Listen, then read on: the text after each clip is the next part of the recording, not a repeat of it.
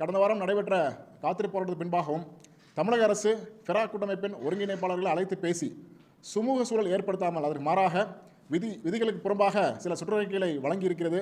குறிப்பாக பிரித்தாளும் சூழ்ச்சியை இந்த அரசு கையில் எடுத்திருப்பதை கண்டித்து வருகின்ற திங்கள் செவ்வாய் ஆகிய 2 நாட்கள் தமிழகத்தில் இருக்கக்கூடிய 42,000 வருவாய்த்துறை அலுவலர்களும் கருப்பு பட்டை அணிந்து பணிகளை மேற்கொள்வதென முடிவு செய்யப்பட்டது. 29, 30 ஆகிய நாட்கள். அதேபோல அடுத்த கட்டமாக வருகின்ற வெள்ளிக்கிழமை 3/10/2025 அன்று மாநிலத்தின் அனைத்து மாவட்டங்களில் உள்ள வருவாய்த்துறை அலுவலர்கள் 1 மணி நேரம் முன்னதாக வெளிநடப்பு செய்து மாலை நேர கண்டன ஆர்ப்பாட்டத்தில் ஈடுபடுவதென முடிவு செய்யப்பட்டது.